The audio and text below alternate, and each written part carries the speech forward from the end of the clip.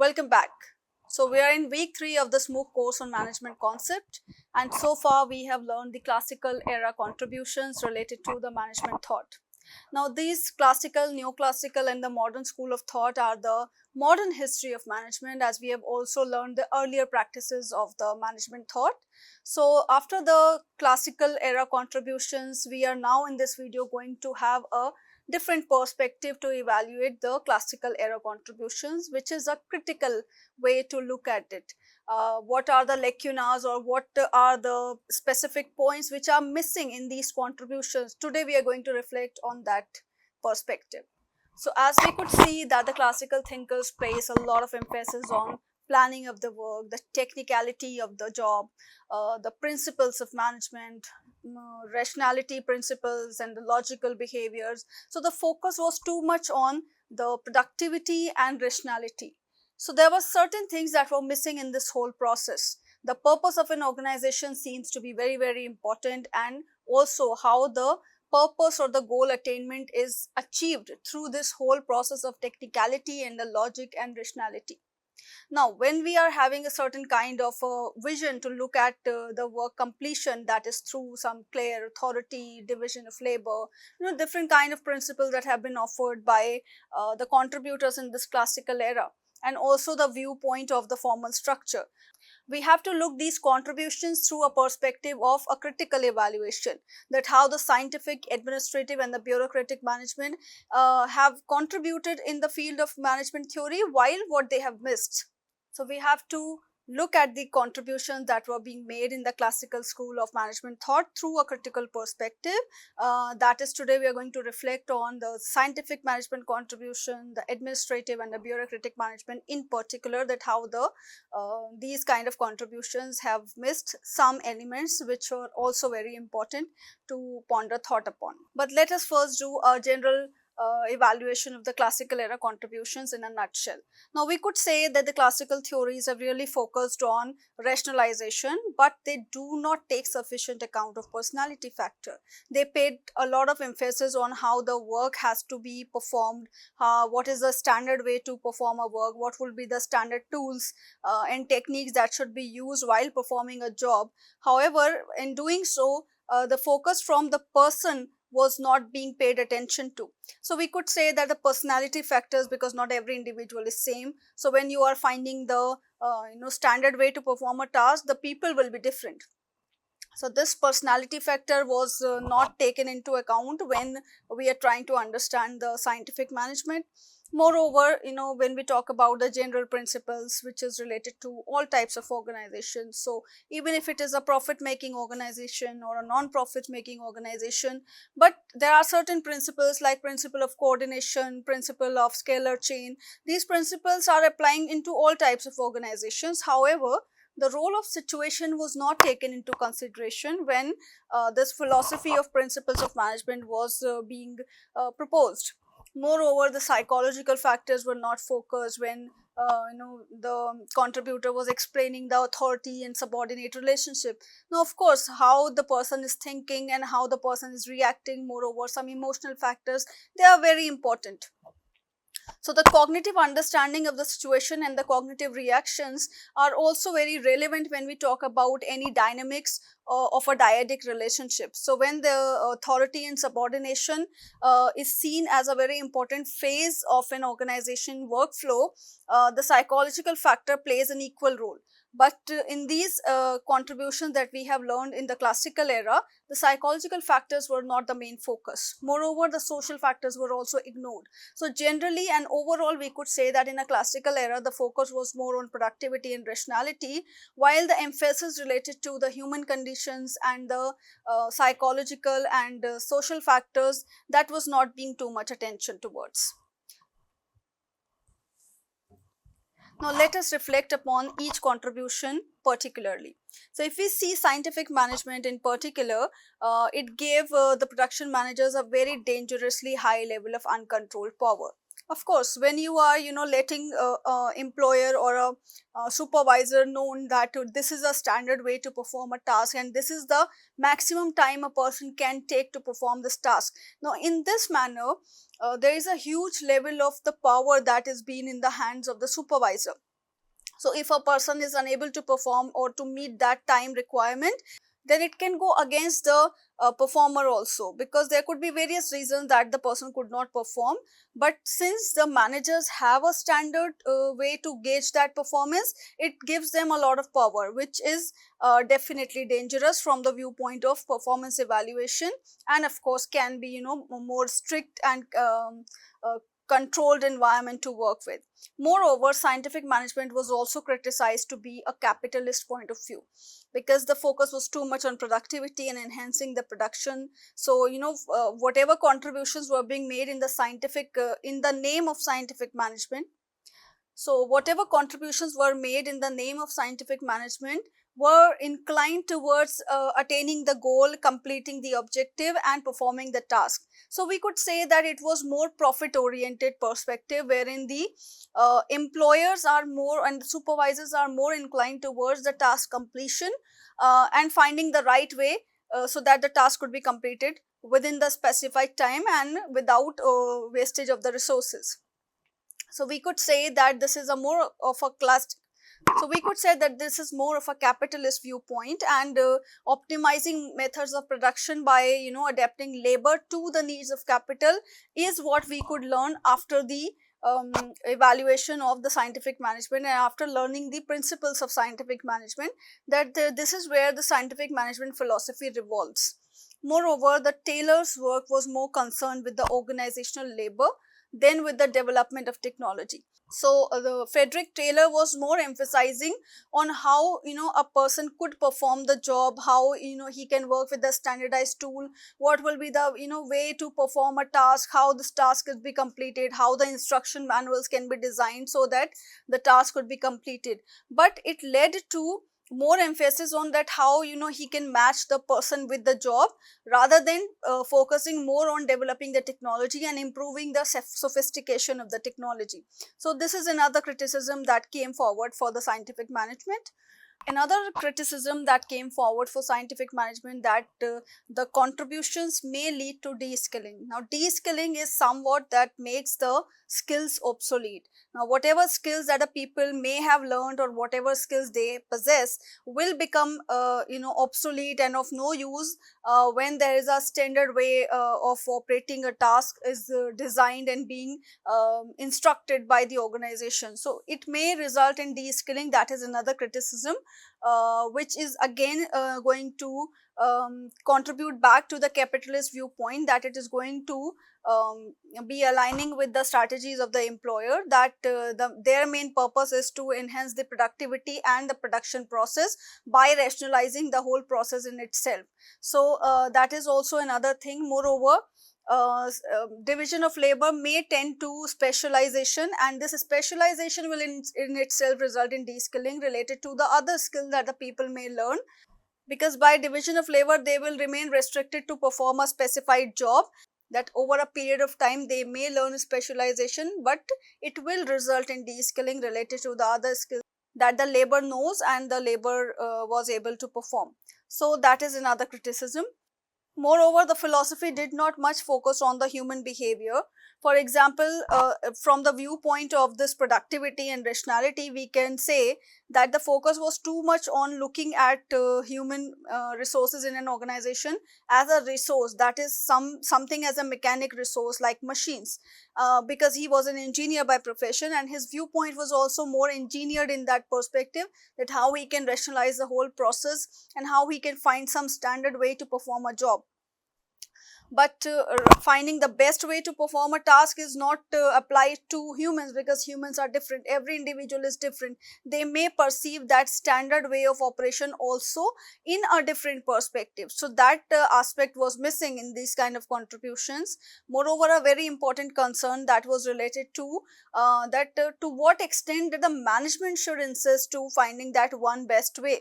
That means how far a management would like to adopt this one best way of performing a job, and how far they prefer their employees to go for specialization and remain restricted towards performing this that one way of performing a job. So in this way we could say that it is actually barring creativity in an organization and flexibility in an organization. So these are also some concerns which are related to the evaluation of scientific management from a different viewpoint and from a very critical viewpoint, that though scientific management is a very path breaking contribution, and so far we are reaping some benefits of scientific management through the time and motion study, and the Taylor's contribution is notable in the field of management thought.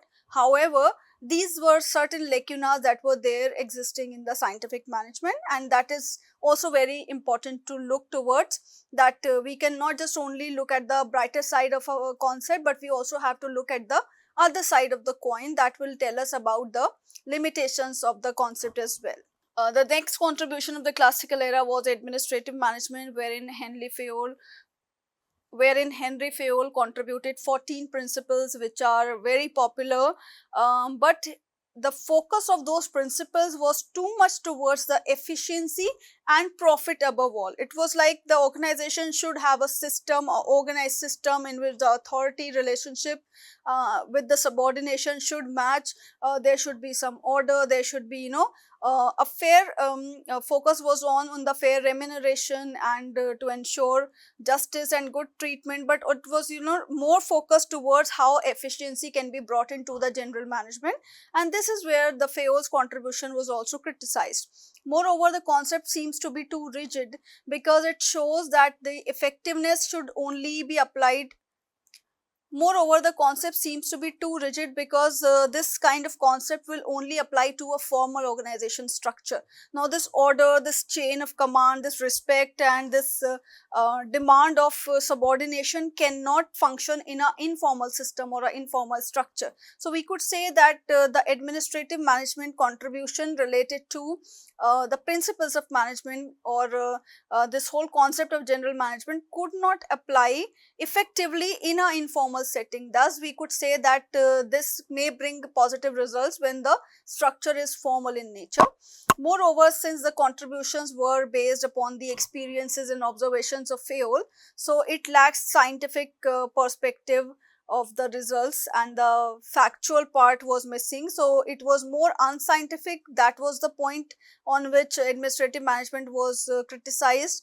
Moreover, workers again treated as a mechanical tool because they were concerned as someone to follow the order. So it's like when you're working in an organization, you just have to submit yourself to the order, you just have to be responsive to the authority, you should maintain the hierarchy in an organization. So this too much of formality of a system is something that can lead to effectiveness, but at the same time this effectiveness in other perspective is looking at their people in a very mechanical way. Another criticism that came forward for the Fayol's contribution is that it was something. Another contribution that came forward for the Fayol contribution was that his contribution will be more suitable for the stable times in which the organizations functions, that is wherein things are more stable, wherein the soundness of the decision making and strategy can be predictable. We could say that in the current scenario, like there's too much of unpredictability, like there's no certainty for our decision making. So it's a more uncertain environment. In such kind of environment, the concept of Fayol will not be very much effective. So there has to be some formal structure. Moreover, this kind of contribution is much suitable for a stable environment as compared to the contemporary times. The third contribution was related to the bureaucracy and the bureaucratic management, which was a contribution of Weber, wherein he talked about bureaucracy as an ideal type. Now, when we talk about ideal type, there is nothing as such in practice which is ideal. Now, when we look at the brighter side of bureaucracy, that means it can improve a specialization, it can lead to standardization of operations, which is a brighter part of the bureaucratic system. But at the same time, we could say that this is not a empirical perspective to look at, meaning we could not say that practically this is the ideal type of organization, because there will be too much of order and rationality. Now this is in contrast to the social needs and the social life of individual working in an organization.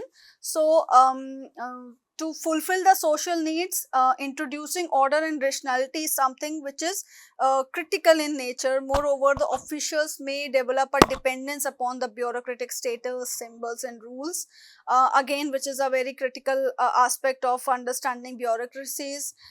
If there is too much emphasis on the rules and procedures, we are in other way we are losing flexibility. So when an organization is more rigid and it's more structural and it is more specific about the standard of operation, of course it lacks creativity, because it is a more prescriptive way of functioning.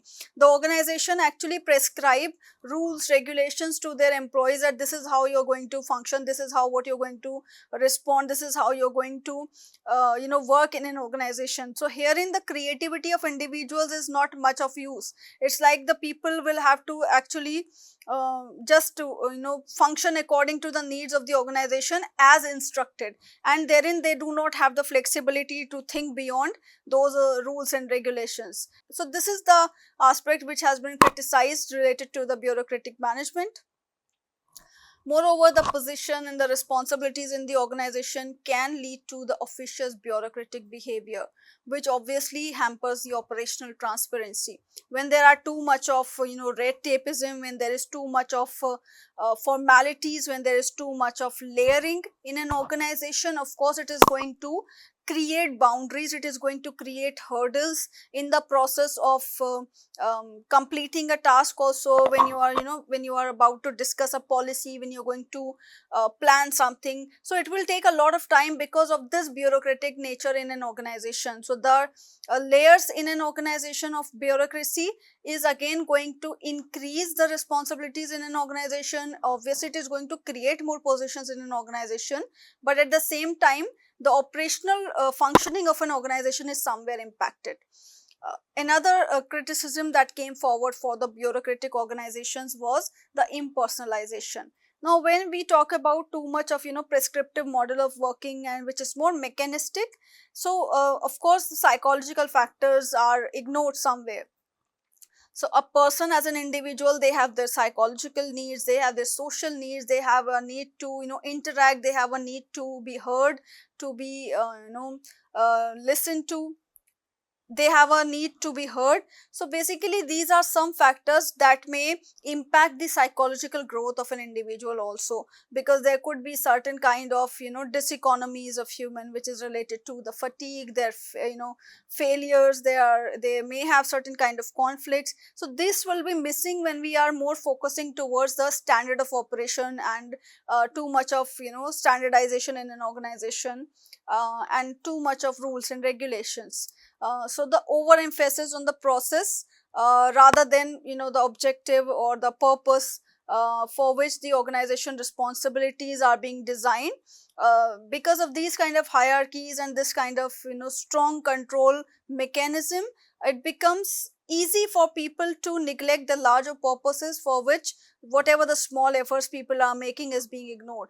So when we are looking at organization racing for achieving objectives through some standard operations, therein we actually ignore the small efforts being made by the employees at their end. So whatever bit will be contributed by people will be neglected because the focus was more on the achievement and fulfillment of the rules and regulations. So these are some specific viewpoints that we could say which is in particular to the bureaucratic management, a certain kind of critical evaluation which was necessary and which was required, because as a learner it is very important for us to think for a concept in a retrospective way. We should look at the brighter side, while at the same time we should also look at the lacunas of the concept and theory. However, the contributions of the classical era, which is the scientific management, the administrative management and the bureaucratic management, are very important contributions, because they have actually laid the basis of the further contribution that had happened in the different schools, which were the incumbent contributions of the management field.